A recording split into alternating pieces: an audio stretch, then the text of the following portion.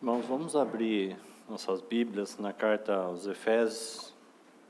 Vamos ler mais uma vez o capítulo 3, do versículo 8 até o verso 12.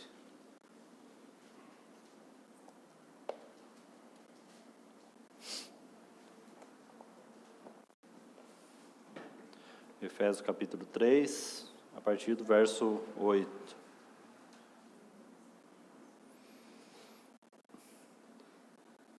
A mim, o menor de todos os santos, me foi dado essa graça de pregar aos gentios o evangelho das insondáveis riquezas de Cristo e manifestar qual seja a dispensação do mistério desde os séculos oculto em Deus, que criou todas as coisas, para que pela Igreja a multiforme sabedoria de Deus se torne conhecida agora nos principados e potestades, nos lugares celestiais, segundo o eterno propósito que estabeleceu em Cristo Jesus, o nosso Senhor.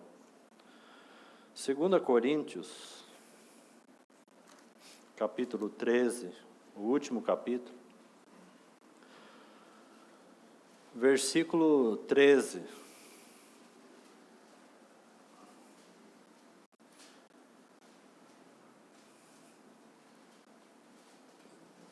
Capítulo 13, verso 13. A graça do Senhor Jesus Cristo e o amor de Deus e a comunhão do Espírito Santo sejam com todos vós. Vamos orar mais uma vez.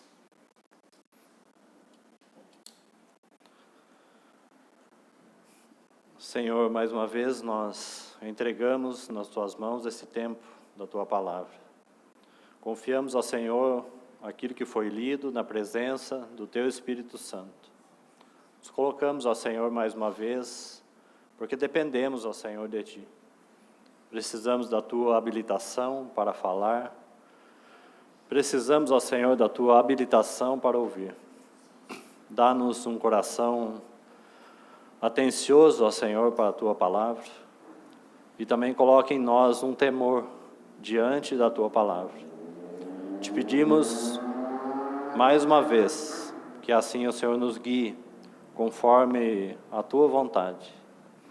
Nós somos agradecidos porque estamos juntos contigo e na comunhão uns com os outros e porque temos toda a liberdade ao Senhor do Teu Espírito e da Tua Palavra.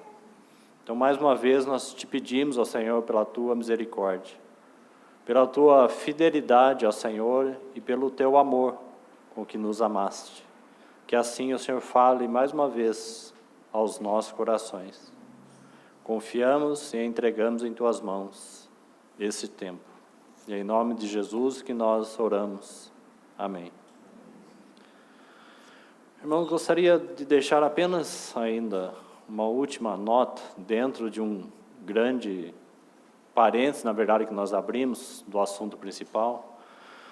Penso que tudo o que o Senhor tem trazido a respeito da realidade que há nesse Deus triuno e nessa comunhão do Deus eterno, de fato, ela é sempre inesgotável. Então, esperamos no Senhor que assim que o Senhor direcionar por algum motivo, nós possamos voltar novamente e tocar sempre nesse assunto. E que cada vez que o Espírito Santo permite que nós venhamos lembrar dessa essência do Deus triuno e esse amor de comunhão que nos une, para que isso não seja esquecido e muito menos perdido nos nossos corações. Mas precisamos seguir dentro daquilo que já temos compartilhado a respeito do caminho da cruz. Nós iniciamos já há um bom tempo, praticamente quase que o ano inteiro, e já está se findando o ano, e nós não conseguimos concluir, na verdade, esse assunto. E há ainda dois últimos aspectos que nós precisamos, com a graça do Senhor e com a ajuda do Senhor, concluir, para que isso não fique parado no meio do caminho, já que nós destacamos 4 aspectos principais daquilo que é o caminho da cruz ou do trabalho da cruz em nossas vidas. Eu quero só deixar aqui ainda um ponto a respeito dessa beleza e dessa grandeza inesgotável, na verdade, dessa comunhão suprema, como nós falamos, que nós encontramos ali em Efésios capítulo 3, no verso 9, já que a palavra ali é comunhão e não é dispensação, é comunhão, é koinonia. E ali nós encontramos então essa comunhão do Deus triuno. Em contrapartida, nós temos uma frase de Paulo ali, e eu quero pegar exatamente essa frase para fazermos aí como que um elo, né, e um gancho para voltarmos ao assunto que nós estávamos falando, sobre o caminho da cruz. Porque não há como, queridos irmãos, nós tocarmos essa comunhão suprema, já que essa carta também nos fala que nós estamos, pela fé, assentados nos lugares celestiais em Cristo Jesus, mas o fato que a evidência que nós tocamos algo sobre isso, que é espiritual, e que nós estamos vivendo de alguma maneira, ou avançando nessa comunhão suprema, é de fato a nossa experiência no caminho da cruz. Porque se a cruz não manifesta em nossas vidas, então na verdade nós não vimos nada a respeito do propósito de Deus, não estamos vivendo nenhum tipo e esfera de comunhão.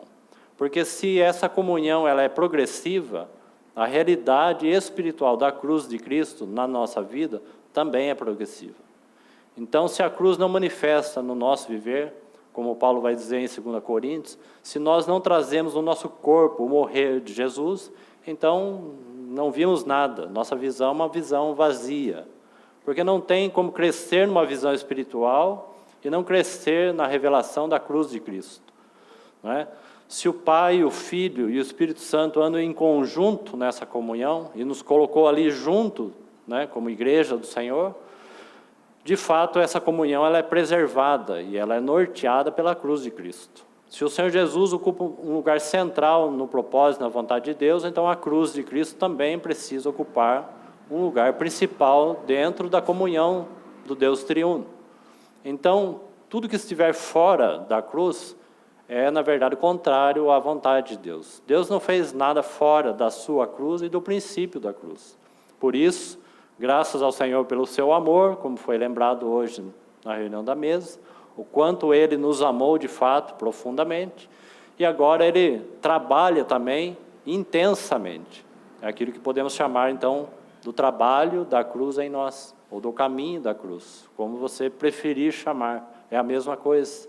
Ou da operação da cruz no nosso interior.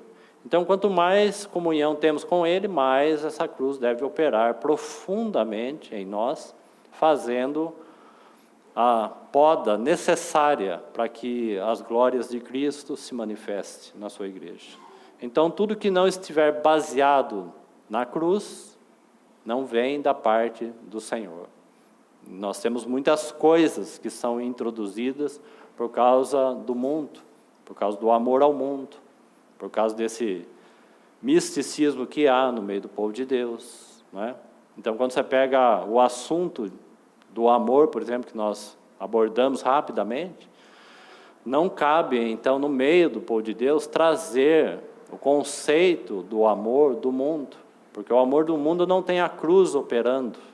O amor do mundo eleva o nosso ego, enquanto que a cruz derruba o nosso egoísmo. Então, essas duas coisas não combinam. Então, nós não podemos seguir na vida de comunhão uns com os outros, baseado no amor do mundo, já que esse amor, então, alimenta o nosso egoísmo. E uma das coisas que a cruz vai fazer é tratar profundamente, né, esse nosso ego, essa nossa vida egocêntrica, onde tudo circula em torno de nós. Então, na medida que a cruz vai operando profundamente, então nossas vidas vão convergindo em realidade espiritual na pessoa de Cristo. Não tem como convergir em Cristo se o nosso ego ocupa um lugar central no nosso coração. Então é a cruz que realiza esse trabalho pela palavra de Deus por meio do Espírito Santo. E vai nos tirando do centro, né? Vai nos tirando de cena. Então que o Senhor nos ajude a concluir esse assunto tão importante, porque é aí que manifesta então o caráter de Cristo, a glória de Cristo, o poder do Espírito Santo se manifesta aí, né? já que o Espírito Santo é um Espírito de poder, porque ele é o Espírito que revela o poder da cruz de Cristo. Decidi nada saber entre vós, senão a Cristo e esse crucificado, porque Cristo crucificado é poder de Deus, não é? Então, o poder do Espírito Santo, o poder revelador da cruz, é baseado na obra que Cristo realizou. Então, apenas uma consideração aí sobre essa triunidade, já partimos então nesse assunto, ou continuamos então nesse assunto. Observe essa saudação final de Paulo, que ela é muito interessante, muito bonita, de ser considerado dentro desse aspecto, a comunhão do Deus triuno, e fazendo uma relação com Efésios 3, verso 9, já que ali está então essa comunhão que deve ser manifestado na igreja, porque pela igreja a multiforme sabedoria de Deus se torne conhecida agora dos principados e potestades nos lugares celestiais, segundo o eterno propósito que estabeleceu em Cristo Jesus. O fato que esse mistério da comunhão só é manifestado por meio da igreja, por meio de todos, por meio dos santos. Por outro lado, nós sabemos que o operar da cruz também é realizado no meio de todos os santos, na nossa comunhão uns com os outros. A cruz sempre está ali operando nos relacionamentos, não é? Então, observe esse verso 13 e uma relação, então, do que significa e como que nós devemos viver a nossa vida de comunhão uns com os outros. Como que a igreja manifesta aí, então, essa comunhão. O verso 13 é a saudação final de Paulo dessa carta, e ela é muito interessante. Você talvez tenha na sua Bíblia um comentário, Bíblia comentada, sobre esse versículo, e é interessante o comentário que o irmão faz sobre esse versículo.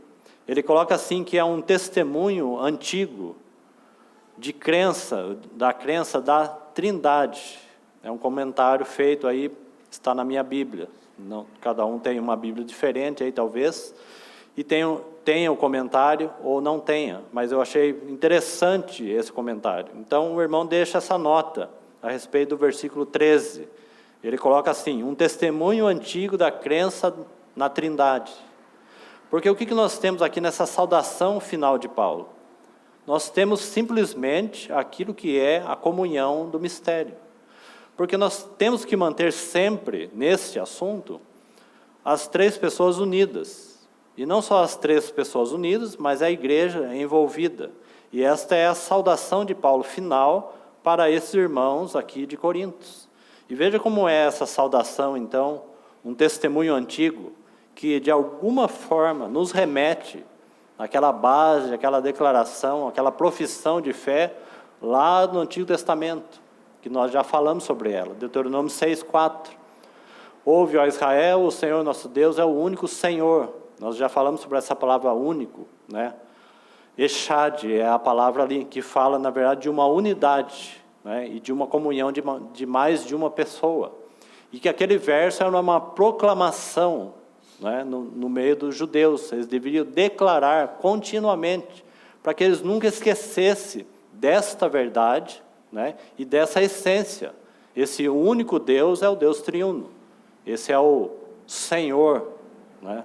O Deus triuno. E é exatamente esta a saudação que Paulo faz aqui. Então observe aí o verso 13. A graça, então veja aí 4 coisas importantes. A graça do Senhor Jesus Cristo, uma coisa. O amor de Deus, mais uma coisa. Terceiro, e a comunhão do Espírito Santo, uma terceira coisa. E a quarta, aí, sejam com todos vós, uma quarta coisa. Ou podemos chamar aí um elemento, apenas para nós entendermos. É claro que essa coisa se refere, na verdade, com reverência, com temor, ao nosso único Deus. Agora, se você tem 3 coisas fundamentais aqui, que por mais seja simples essa saudação, mas ela não é. Irmãos, na vida de comunhão, assim como é impossível viver sem a operação da cruz, é impossível viver a vida relacional uns com os outros sem a operação do Deus triuno. Por quê? a graça do Senhor Jesus. Então imagine, tente viver a vida de comunhão com os outros sem essa habilitação da graça do Senhor Jesus. Seria quase que impossível. É como você declarar guerra entre nós. É impossível viver a comunhão uns com os outros sem a graça do Senhor Jesus. Na verdade, se não fosse a operação da sua própria graça, nem nós nem estaríamos aqui, reunidos e unidos no seu nome. Então, primeira coisa, a graça do Senhor Jesus. O outro ponto, como vivermos a vida de comunhão. Isso vale para toda a esfera relacional. Como vivermos uma vida de comunhão, marido e mulher, por exemplo, sem a graça do Senhor Jesus. Se torna também impossível. Como um relacionamento pode durar aqui nesses dias, se não for pela graça habilitadora do Senhor Jesus? Qual outro ponto?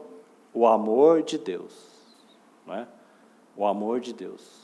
Como viver a vida uns com os outros. Como que a igreja pode manifestar aí, sem a presença desse amor de Deus? Agora veja que uma coisa leva a outra. Como que nós poderíamos conhecer o amor de Deus se não fosse a obra graciosa de Cristo?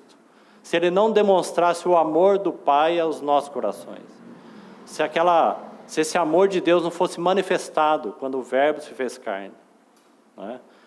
Como que nós poderíamos conhecer o amor de Deus? E como que poderíamos viver uns com os outros sem o amor de Deus? É impossível. O amor do mundo não sustenta uma comunhão. Né? Então, o amor de Deus. Terceiro ponto, e a comunhão do Espírito Santo. Ponto fundamental. Então, nós temos aqui as 3 pessoas envolvidas. Sejam com todos vós. Sabe que nós entendemos a saudação de Paulo? Ele está falando assim para os coríntios. Sejam com todos vós. Ele está falando sem a graça do Senhor Jesus, sem o amor de Deus e sem a comunhão do Espírito Santo, vocês não podem ir a lugar nenhum. Vocês não vão viver a vida entre vós. Vocês dependem que esse Deus triuno esteja envolvido no vosso meio. E você vê que nós não podemos aqui, então, separar nenhuma das 3 pessoas. E, infelizmente, queridos irmãos, de alguma forma nós temos tentado buscar e viver debaixo da graça do Senhor e provar do amor de Deus, desprezando, de alguma forma, essa doce comunhão com o Espírito Santo. Porque se Jesus é o mediador entre Deus e os homens, já falamos isso inúmeras vezes, não é? Jesus é o mediador entre Deus e os homens. É Ele que é o elo de ligação entre Deus e os homens. Mas o Espírito Santo, o Espírito de comunhão, é o elo de ligação entre os homens e Cristo. Ele é o revelador de Cristo. Ele é o que revela a cruz de Cristo. É Ele que trabalha, é Ele que aplica a palavra em nossos corações. É Ele que ensina sobre Cristo, manifesta a vida de Cristo, manifesta a cruz de Cristo. Então, na medida que nós vamos avançando, como nós já falamos, num estágio progressivo, e logo que nós cremos no Senhor, nós devemos nos envolver com essa comunhão do Espírito Santo, porque Ele vai falar todas as coisas e trazer a realidade de todas as coisas para nós. Então, a comunhão com o Espírito Santo. E por isso que essa é uma saudação tão importante. Sejam com todos vós. Se vocês querem viver essa comunhão com mais intensidade, não coloque à parte, queridos irmãos, a obra gloriosa do Espírito Santo. Porque Ele que vai revelar a obra gloriosa do Filho.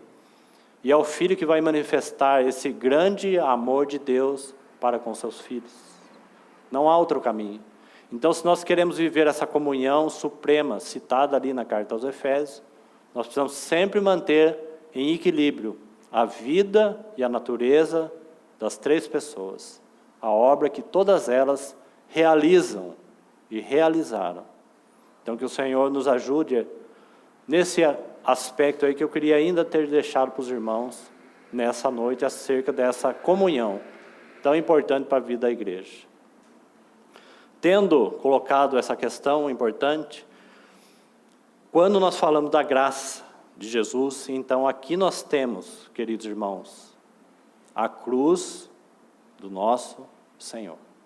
Não há como falar da graça de Jesus e nem do amor de Deus que foi manifestado naquela cruz. Não foi? O amor de Deus não foi manifestado naquela cruz por meio de Cristo Jesus? Não há como falar da graça sem falar da cruz.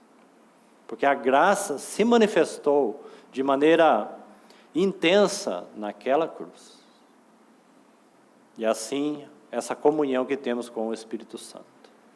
Então, voltemos ali para a carta aos Efésios. Então, nós temos aí envolvido, como que um princípio, a cruz de Cristo, nessa comunhão aí que vivemos e que temos nele, que temos uns com os outros. Então, no verso 8, Efésios capítulo 3, o verso 8. E é esse verso que eu quero destacar aqui, para fazer um elo do assunto que nós pausamos e vamos continuar a partir de agora. A mim, o menor de todos os santos. E é essa expressão que eu quero preservar aqui. Porque Paulo está diante, né, dessa grande revelação do mistério. Paulo foi cativado e derrubado na estrada de Damasco por essa genuína visão que veio do céu. Essa visão que derrubou Paulo, essa visão que alinhou Paulo, essa visão que ele respondeu de todo o seu coração. Então é por isso que ele diz, a mim o menor. Então veja essa expressão, o menor de todos os santos. E aqui está, irmãos, para que isso seja real nas nossas vidas, só tem um caminho. O trabalho da cruz, por meio da palavra e a operação do Espírito Santo. Usando, é claro, que todas as coisas, todas as circunstâncias, todas as coisas cooperam juntas, né, com o amor de Deus, todas as coisas cooperam juntas com o amor de Deus, né, naqueles que amam a Deus, naqueles que são chamados segundo o seu propósito. Então, todas as coisas vão cooperar, todas elas. Mas existem ferramentas principais do Espírito Santo para trabalhar em nossas vidas. Porque circunstância sem a palavra de Deus, elas não significam quase nada. O que dá sentido, queridos irmãos, temos falado isso insistentemente, o que dá sentido para a nossa vida espiritual, para todas as coisas, não é para algumas coisas, é a palavra de Deus. O Senhor usa tudo? Sim, o Senhor usa tudo, queridos irmãos. Quando nosso coração está embrutecido, endurecido, se Ele quiser, Ele pode usar até um ímpio para falar conosco, que é para nós uma vergonha e uma humilhação por causa da dureza dos nossos corações. Porque não é o principal método de Deus falar, mas Ele fala. Ele não falou com Balaão através de uma jumenta, então Ele pode falar conosco da maneira que Ele quiser, como Ele quiser. Mas o que dá sentido, queridos irmãos, sempre é a palavra de Deus. Porque é o verbo que se fez carne, Ele que deu sentido a tudo e a todas as coisas. Então nós podemos passar por tribulações, angústias, sofrimentos, por exemplo, e sair deles amargurado, murmurando, reclamando, proferindo contra Deus, porque não acolhemos a palavra de Deus, porque é ela que vai dar sentido para as nossas perdas, os nossos sofrimentos, as nossas tribulações, as nossas angústias. É a palavra que vai explicar por que nós passamos por isso. E o que isso, para que isso serve nas mãos do Senhor. É isso que significa, que todas as coisas cooperam para o bem daqueles que amam a Deus. Então, mediante a palavra de Deus, a palavra de Deus tem um lugar fundamental nos tratos e na operação da cruz em nossos corações. Então, a mim o menor de todos os santos. Uma frase simples, né? Não é simples, mas vamos pensar um pouco nela. Com toda certeza, Paulo não está fazendo aqui nenhuma média, já que Paulo foi fiel e obediente à visão que ele recebeu. Paulo foi norteado por ela. Paulo, de fato, viu algo celestial. Não há dúvida sobre isso. Agora, o resultado tem que ser esse. Porque se Paulo viu a Cristo, ele viu também a cruz de Cristo. E ele viu a sua insignificância diante dessa grandeza das revelações que sobreveio sobre Paulo. Paulo não poderia entender nada sobre fraqueza, sofrimento, sobre espinho da carne, se ele não conhecesse o Senhor e sua palavra. Se ele não obedecesse a palavra do Senhor, que significado teria para Paulo? O que sentido teria para Paulo o espinho na sua carne? Que sentido tem para nós se o Senhor nos deixa em uma condição para vivermos uma dependência? Nós precisamos compreender o propósito disso, o valor disso e para que isto é. Então, a mim, o menor, está evidente que essa cruz trabalhou em Paulo. A mim, o menor de todos os santos. Então, média ele não está fazendo. Se você conhece um pouco sobre a vida de Paulo, média ele não está fazendo, né? E ele não está jogando palavras ao vento. Com toda certeza, isso aqui é a realidade espiritual na vida de Paulo. Ele se via diante dessa grandeza, da visão que ele recebeu. Irmãos, a visão espiritual tem produzido isso em nossos corações? Porque este deve ser o principal resultado da visão. Irmãos, visão elevada significa que a cruz de Cristo atinge níveis também elevados, porque não se separa. Não tem como separar o propósito eterno de Deus da operação da cruz, que operou no próprio Senhor, mas que agora opera em nós. E nós temos que fazer uma pergunta sobre isso. Irmãos e irmãs, você se vê diante do Senhor e da cruz de Cristo como um crucificado? Você se vê como morto para o pecado? Essa doutrina, esse ensino é claro ao seu coração? Porque tem que ser. Mas há uma evidência. Estamos mortos, então, nós podemos falar, sim, isso é claro para mim. A morte de Cristo é a minha morte, ou é a nossa morte. A ressurreição de Cristo é a nossa ressurreição. Graças a Deus por isso. Irmãos, isso é verdade para você? Isso é confessado nos seus lábios e no seu coração na presença de Deus? Você já nasceu de fato de novo? Você tem a vida de Deus? Você é participante da sua morte, da sua ressurreição? Você é. Agora, a outra pergunta tem implicação na nossa vida. Se somos, se estamos, e isso é um fato, e nós estamos, porque o nosso velho homem já foi crucificado com Cristo, passado. Se cremos, já foi. Agora a pergunta é, e nós vivemos como crucificados? O nosso ego está pregado naquela cruz? A carne está pregada naquela cruz? Porque o trabalho da cruz é aí que ele entra. O fato é a cruz de Cristo. A experiência é o caminho da cruz. O fato está consumado e realizado plenamente em Cristo. Sua morte é nossa morte. Cremos nisso. Sua ressurreição é a nossa ressurreição. Vivemos pela sua vida.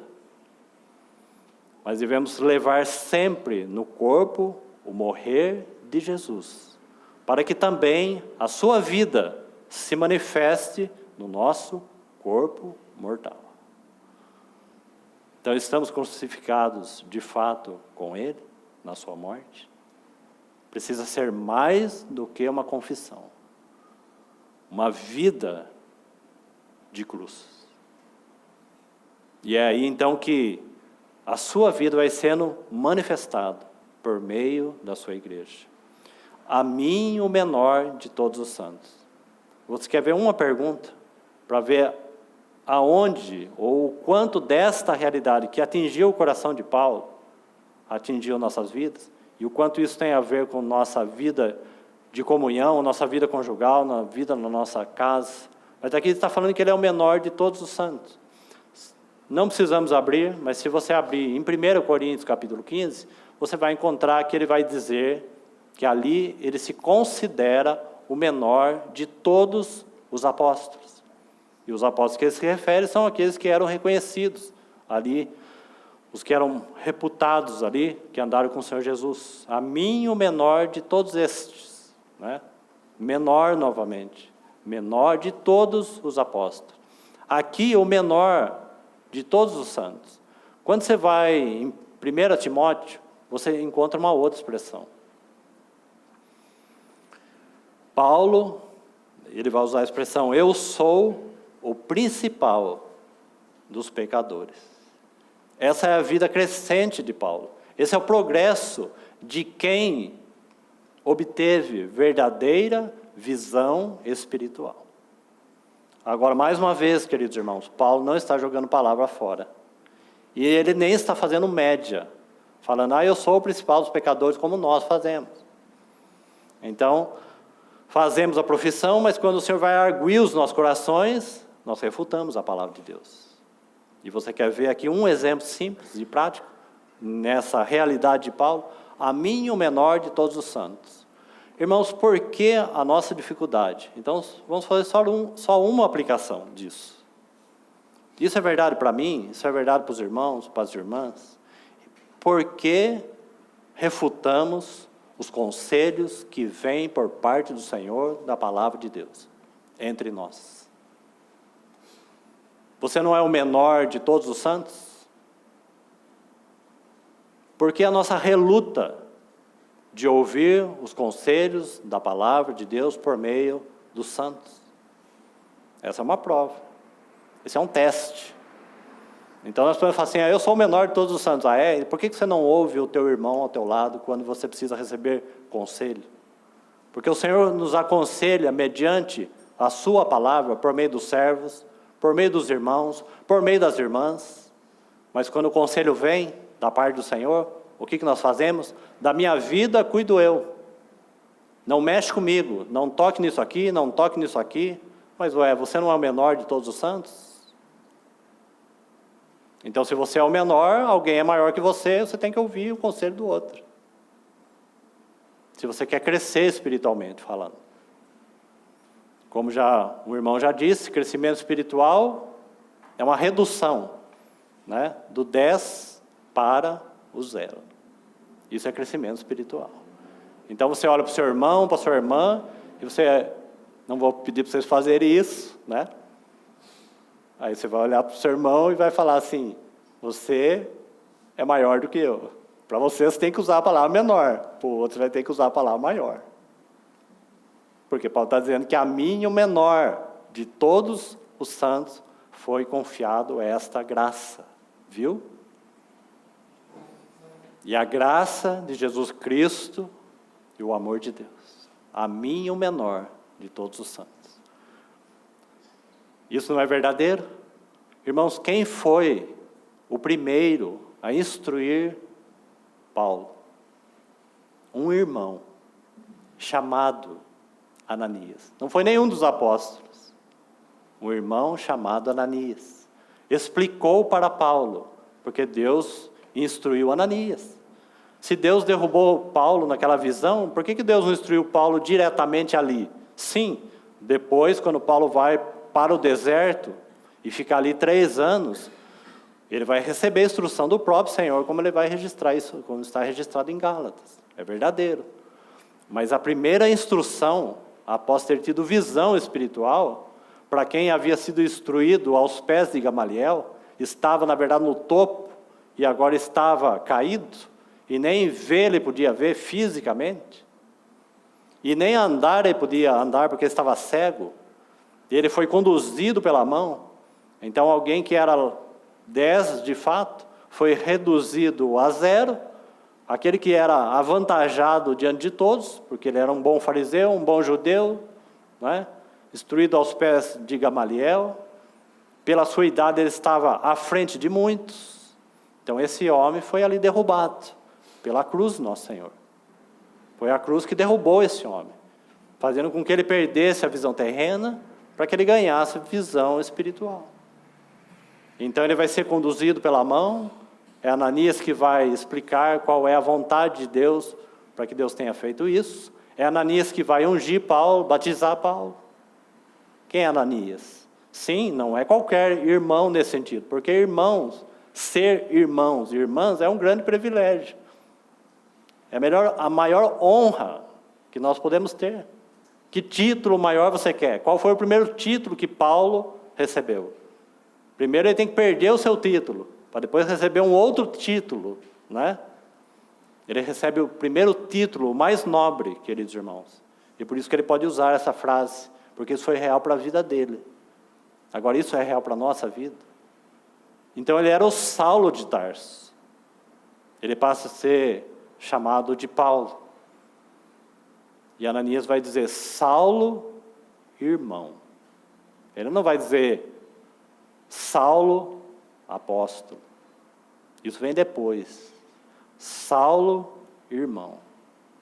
Porque após o Senhor intervir ali, agora Saulo, que não é mais Saulo, passa a ser Paulo, ele agora é da família de Deus. E ele recebe um título mais elevado. E esse título, queridos irmãos, é mais elevado que o seu apostolado.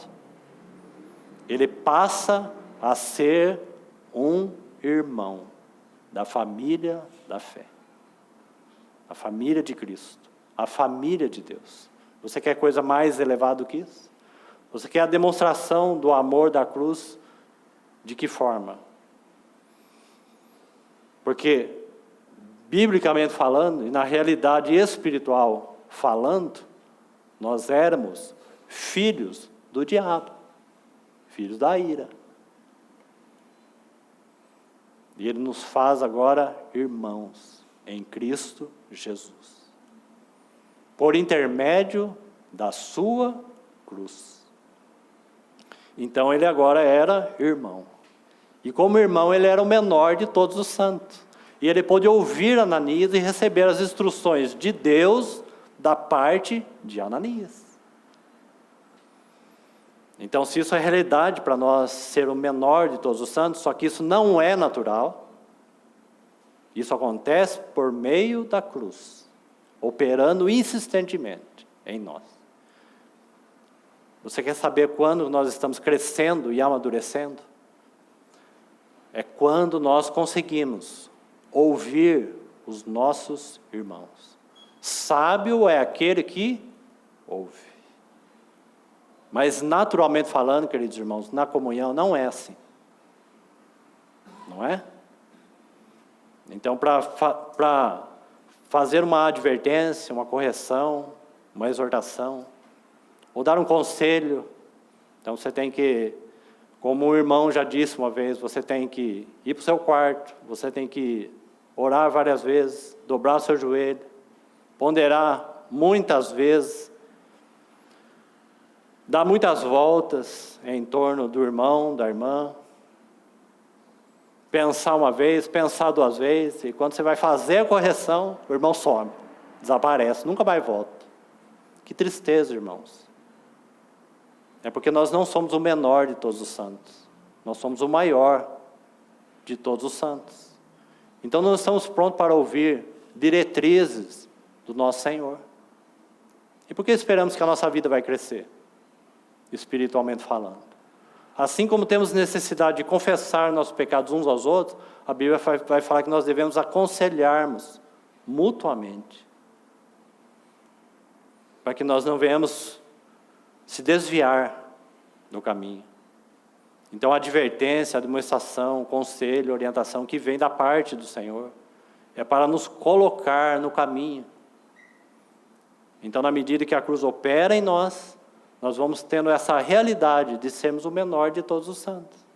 E se isso for verdadeiro, então, como falamos, seu irmão ao seu lado é maior do que você. E quem sabe, muitas vezes ele pode te advertir, e te corrigir, e mostrar qual é o caminho, para que possamos receber conselhos da parte do Senhor. Na multidão de conselheiros está a sabedoria do Senhor. Mas o ego opera em nós e reina fortemente. Então, da minha vida, cuido eu.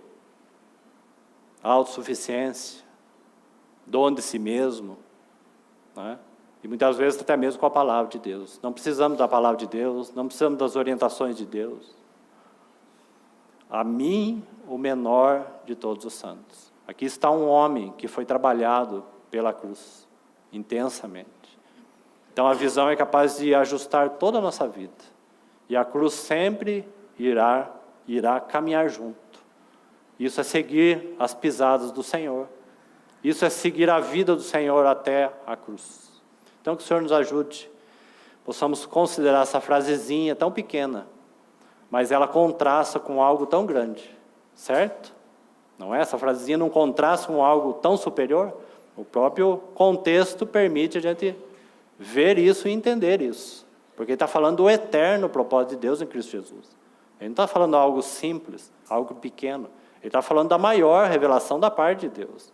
Irmão, diante da maior revelação da parte de Deus, nós só deveríamos ter esse resultado. Principal dos pecadores, a mim o menor de todos os santos. Aqueles que servem, o menor de todos aqueles que servem. E por aí vai. Então que o Senhor nos ajude, que Ele possa avançar neste assunto aí do caminho da cruz. Então vamos para Mateus capítulo 16. Queria que os irmãos abrissem. Seria o terceiro aspecto então.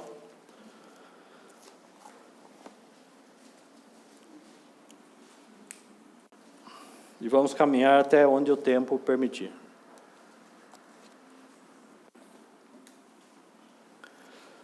Mateus capítulo 16, vamos ler a partir do verso 21 até o versículo 26.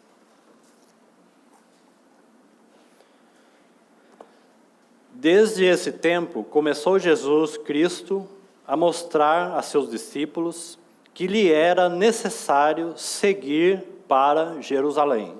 Então, primeira observância aqui, nesse assunto, já que nós já citamos Mateus capítulo 10, né?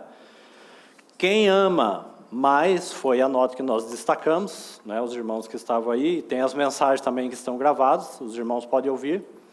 Quem ama mais seu pai e sua mãe do que a mim? Então, qual é a nota sobre esse assunto? Porque esse é o trabalho da cruz. Em Mateus 10, ele está tratando e trabalhando os nossos afetos. Em Lucas 17, lembrai-vos, pois, da mulher de Ló. O que ele está tratando em Lucas? O que a cruz está tratando ou operando? A separação do amor ao mundo. Lembrai-vos, pois, da mulher de Ló. E falamos tanto sobre isso, porque a mulher de Ló está apegada àquela cidade. E ela olhou para trás, e ela ficou então paralisada. Então lembrai-vos, pois, da mulher de Ló. Então quem quiser ganhar a sua vida, perdê-la-á. Quem quiser, é a palavra-chave. Então há várias palavrinhas-chave nesse assunto do caminho da cruz. O Senhor está falando em todos esses cenários com os seus discípulos. E todos nós somos chamados para ser seus discípulos. Porque todos nós somos convidados por Ele para seguir o Senhor. Ele é o mestre, não é o nosso mestre? Então somos chamados para seguir Ele. Então o assunto aqui não é salvação. Perder vida aqui, vida zoe e vida da alma. Ele está falando que nós podemos perder o gozo da experiência da vida zoe. Não podemos perder a vida zoe no que concerne a sermos dele. Porque essa obra veio dele e é segura. Mas podemos perder o gozo, a satisfação de termos e de vivermos a vida dele. E vivermos a vida da nossa alma. Então, vida zoe e vida de Deus. Perder a nossa vida para ganhar a vida zoe de Deus. Perder os interesses da carne, das nossas almas, a vontade das nossas almas, para provar da vontade boa e agradável de Deus. Vida zoe e vida da alma. A nossa alma toda embaralhada, com sentimentos, toda bagunçada, toda confusa, com sentimentos que sobe, desce. Se ganhamos, estamos bem, se perdemos, estamos mal. Se temos amigos, estamos bem, se não temos amigos, estamos mal. Essa é a nossa alma, ela sobe e desce conforme a circunstância. Essa não é a vontade de Deus. Nunca foi. A vontade de Deus é que nós possamos deleitar, se firmar na vida zoe de Deus. Então, essa palavra perder sua vida, ganhar, vai aparecendo nesse cenário. Mateus 10, Lucas 17, aqui em Mateus nós já vamos ler. Então, a palavra-chave lá em Mateus, voltando ali, é quem ama mais, porque ele está tratando com afeto. Não é não amar. Não significa que nós não amamos nossos pais. Não significa que os pais não amam os filhos, porque ali envolve todos os relacionamentos. Mas a questão é, quem amamos mais? Não é deixar de amar, mas quem nós amamos mais? Amigos, parentes, filhos, os avós que têm neto, que é uma bênção, mas pode ser um grande empecilho para a vida espiritual. Quem nós amamos mais? Quem ama mais? Seu pai e a sua mãe não é digno de mim, porque preferimos amar mais a qualquer outra pessoa do que o Senhor. E é o Senhor que é capaz de direcionar e estabelecer todas as coisas, todos os relacionamentos. Se nós amamos até mais nossa esposa do que o Senhor, quem vai preservar no nosso relacionamento conjugal? Se ambos não buscam esse amor no Senhor, quem vai preservar? Nenhum de nós tem capacidade de manter um relacionamento de união, senão o próprio Senhor. Amar mais a Ele, a sua palavra, seus conselhos, seus caminhos. Amar mais. Então saberemos lidar com todo o resto. Se amamos mais a Ele, saberemos lidar com os nossos filhos, com os nossos pais, marido e mulher.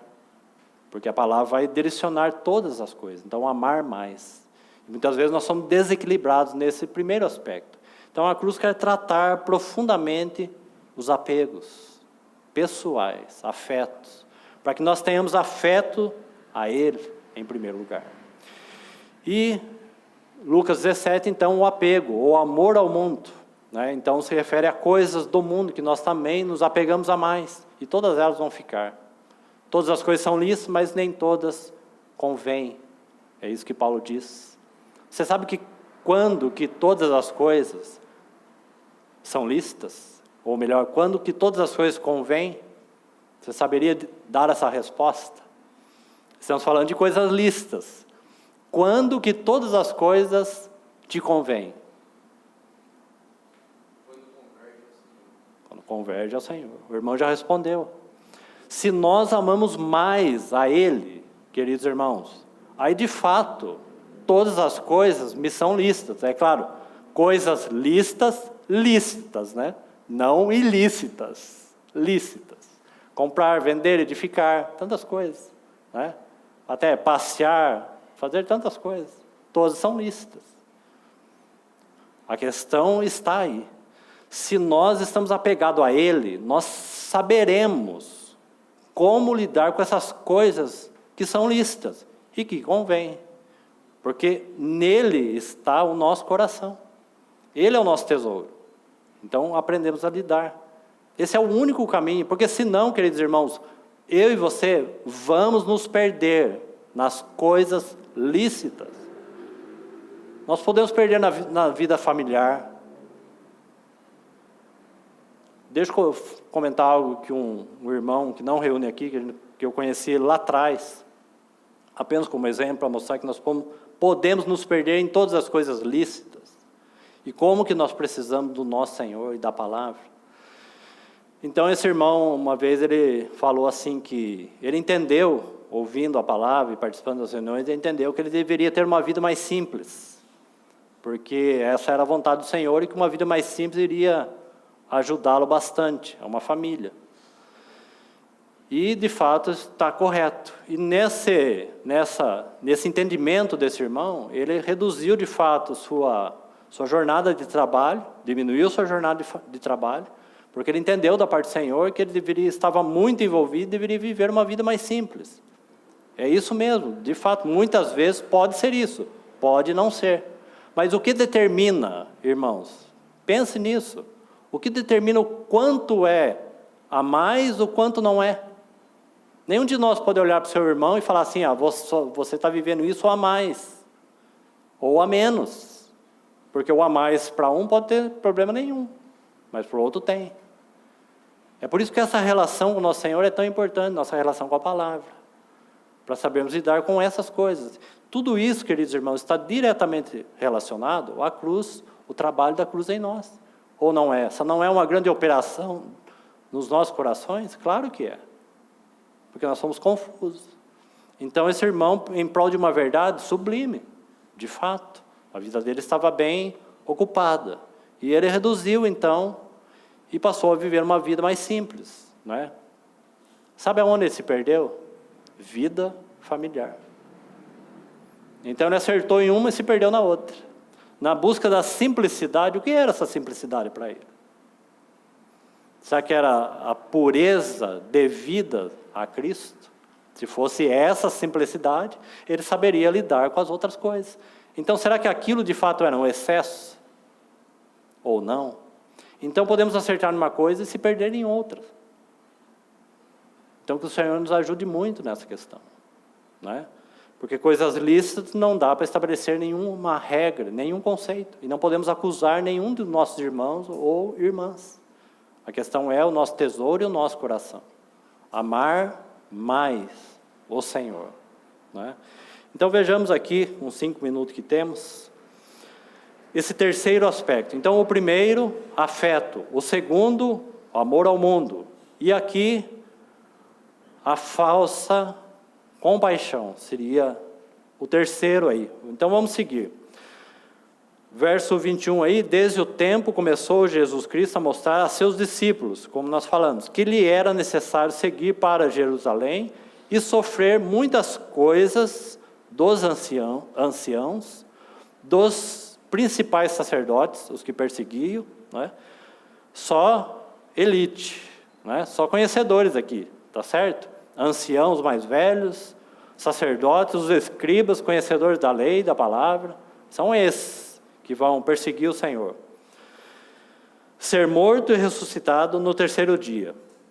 E Pedro chamando-o à parte, então Pedro não está ouvindo nada sobre isso. Né? Então a nota aqui vai ser sobre Pedro, nós não vamos falar tudo hoje, apenas vamos deixar aí o que Pedro vai falar sobre o Senhor Jesus. Então Pedro chamando-o à parte. Então aí já conseguimos entender quem é Pedro. Pedro aqui não consegue dizer que ele é o menor de todos os santos, porque na verdade ele se coloca superior até o próprio Senhor, até o mestre. Tu és o meu mestre. Mas como mestre, nessa questão, Senhor, de morte e de ressurreição, de te perseguir, e os anciãos, os sacerdotes, os escribas, eu sei que tu és mestre, mas eu acho que você não está bem acertado na sua decisão. Pedro virou um conselheiro do Senhor. Será de fato que esse é o caminho? Você veio para ser rei sobre Israel, porque Israel esperava de fato um rei, não é? Mas não era um rei terreno, na perspectiva de Pedro. Esse rei só poderia estabelecer o seu reino para todo sempre por intermédio da cruz. Ele está falando, se eu não for morto e ressuscitar, então, coitado de vocês. Vocês nada podem fazer. Nós só estamos aqui porque somos frutos da morte e da ressurreição do nosso Senhor. Pedro não entendia isso. Pedro se achava superior até o próprio Senhor. Mesmo que ele amava o Senhor à sua maneira. Então ele chama o Senhor Jesus à parte. Chamando, né, como que põe de lado, como que dando uma orientação para o seu mestre, e falando, você está equivocado. Se você veio para ser rei, como que você vai falar que você vai morrer? Esse é o pensamento de Pedro. E nós sabemos que Pedro tem, de fato, podemos chamar aí de uma autoestima, de um sentimento bem elevado, e até se considera superior aos outros, né? E a cruz precisa, então, trabalhar nessa vida, para que Pedro, então, de fato, fosse ainda um cooperador. Aqui, ainda não. Aqui, Pedro era mais um atrapalhador do que cooperador. Nós já falamos também sobre isso, que é o nosso primeiro sentimento que nós temos quando nós cremos no Senhor, não é? Cremos no Senhor e falamos assim, Senhor, estou pronto. São as palavras de Pedro. Senhor, já estou pronto já andei um tempinho com o Senhor, já estou pronto, por ti eu dou minha vida, faço o que o Senhor quiser. Essa é a nossa resposta, logo que cremos no Senhor. Senhor, estou pronto para servir, fazer o que quiser. Aí no primeiro teste do Senhor, nós somos reprovados. Porque o primeiro teste do Senhor é caráter e não serviço. Então ele vai no caráter, para depois sermos aprovados no serviço, né? E somos reprovados assim como Pedro. Então Pedro chama o Senhor à parte, aí, e chamando-o à parte, começou, está vendo aí? A reprová-lo. Reprovando seu mestre, né? Falando, você não está muito certo, não, do que você está fazendo. Dizendo, tem compaixão de ti, Senhor. Isto de modo algum te acontecerá. Eu vou ler até o 26, por causa do nosso tempo, e depois a gente volta na próxima reunião com mais detalhes aí. Mas a chave está no verso 22. Tem compaixão de ti, Senhor. Isso de modo algum te acontecerá. Mas Jesus, voltando-se, disse a Pedro, arreda-te, Satanás. Então está a repreensão do mestre, né? Tu és para mim pedra de tropeço, porque não cogitas ou não pensa nas coisas de Deus. Quais são as coisas de Deus envolvidas aqui? Morte e ressurreição. Eu preciso ir para a cruz. Eu preciso morrer. Pedro não cogita, ele não pensa de acordo com a vontade de Deus. E o Senhor Jesus repreende aquele que está por detrás de Pedro. Porque o pensamento de Pedro é oposto, queridos irmãos, ao quê? À cruz. Porque, irmãos, o pecado fez isso conosco. É por isso que nós somos opositores de tantas coisas espirituais. Porque o pecado fez isso. Por isso que nós colocamos contra a cruz. É por isso a dificuldade da cristandade de hoje compreender, queridos irmãos, o que é de fato o amor divino, o amor de Deus. Irmãos, que dificuldade nos dias de hoje, não é, irmãos? Que mistura quando falamos de amor. Queridos irmãos, o amor de uma assembleia entre irmãos não tem nada a ver com o amor do mundo. O amor do mundo é antagônico ao amor de Deus. Quem do mundo envia alguém que ama para morrer? Não se iluda, queridos irmãos, possamos com a ajuda do Senhor compreender isso. Você sabe por quê? Porque esse amor do mundo que tem entrado na igreja tem feito oposição à palavra de Deus. Sim, entendemos que por causa do pecado, nós temos uma tendência e vivemos de certa forma, uma boa parte do tempo, esse amor aí natural, vamos falar assim. É verdade, eu vivo, você vive, todos nós vivemos esse amor natural, afetado aí, claro, pelo pecado. Mas essa não é a vontade de Deus, não é o amor de Deus. Mas tem os seus limites da vivência desse amor. Porque o que nós temos visto, queridos irmãos, é que se esse estilo aí de amor natural avança além do que é permitido, ele começa a confrontar a palavra de Deus. E é aí que está o maior problema. Não é que nós não devemos viver, nós não temos como não viver o amor natural. Certo? Não tem como. Em mais estágio, ou menor estágio, maior ou menor, nós vivemos o amor natural, não vivemos? Vivemos. Mas se ultrapassa os limites posto pela cruz, então este amor, queridos irmãos, começa a colocar em xeque e confrontar a palavra de Deus. Então aí é o limite desse amor. Acabamos de citar um. Quem ama mais a mim? Eu não vim trazer paz, eu vim trazer espada. Eu não vim trazer união, eu vim trazer divisão. Esse é o amor de Cristo. A mesma espada que une, que nos ama, é a mesma espada que divide. A questão é o nosso coração, quem nós amamos mais. Não é? Então, quando o amor do mundo entra na casa de Deus, sem pedir licença, e começa a pôr em xeque a palavra de Deus e o amor de Cristo. Porque o amor de Deus se baseia na cruz de Cristo. E nos princípios doador da cruz. Enquanto que o amor do mundo evidencia o nosso egoísmo. Pode observar que em todas as áreas relacionais, o que interessa é o quê? O quanto, a primeira palavra que vem é eu, não é? O quanto eu posso isso ou aquilo, não é? Por causa do pecado. Esse eu está em relevo em nós. O que importa sou eu. Não importa o conselho de outro, importa o que eu penso, o que eu acho. Nós podemos estar com a Bíblia aberta e falando assim, importa o que eu acho. Não importa o que a palavra diz. Consideremos isso, queridos irmãos, para a salvação das nossas almas.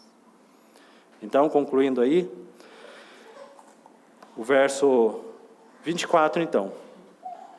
Então disse Jesus a seus discípulos, novamente, se alguém quer vir, está vendo essa expressão? Então ela repete, basicamente, em todos esses versículos e capítulos dos outros livros que nós citamos, Mateus 10, Lucas 17, e um outro que nós vamos ver em João 12.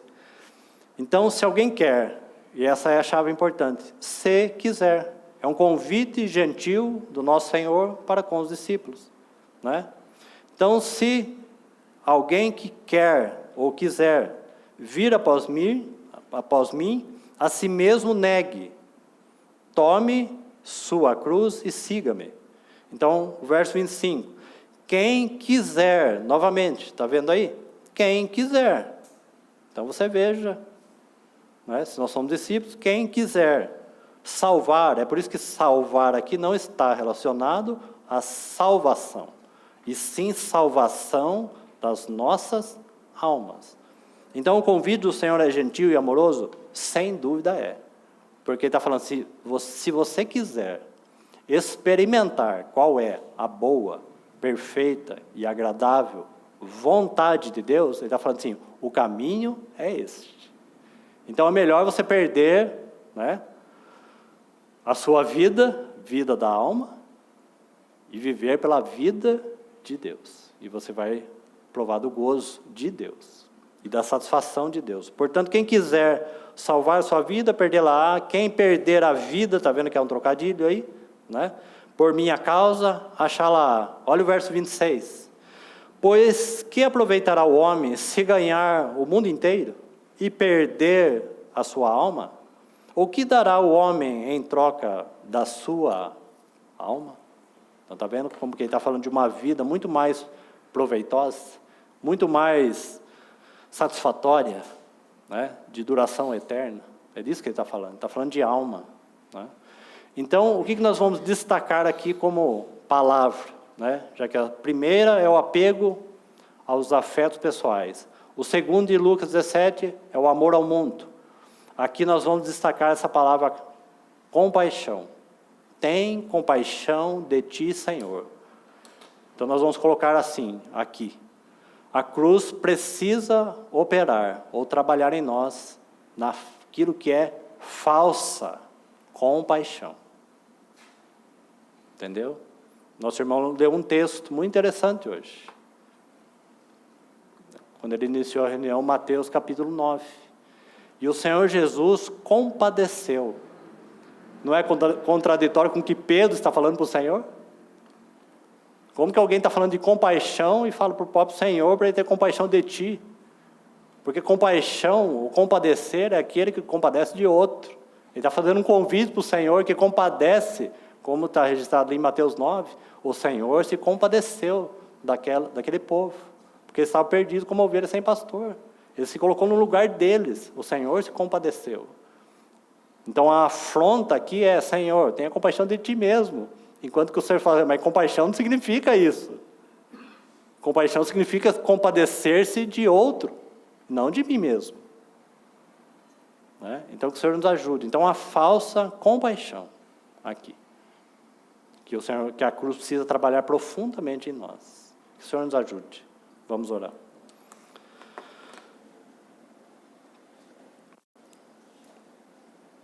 Senhor, obrigado mais uma vez pela Tua palavra. Assim confiamos nas Tuas benditas mãos, para que o Senhor continue, pela Tua palavra, pelo Teu Espírito Santo, trabalhando no nosso interior. Que de fato a palavra alcance os caminhos mais profundos por meio da cruz. Possamos ter essa vida de crucificados, para que a Tua vida seja manifestada através das nossas vidas e da vida da igreja. Te pedimos o Teu socorro e a Tua misericórdia. Continue falando conosco e tratando e trabalhando com cada um de nós. É o que nós te pedimos por amor do Teu próprio nome. É que nós oramos.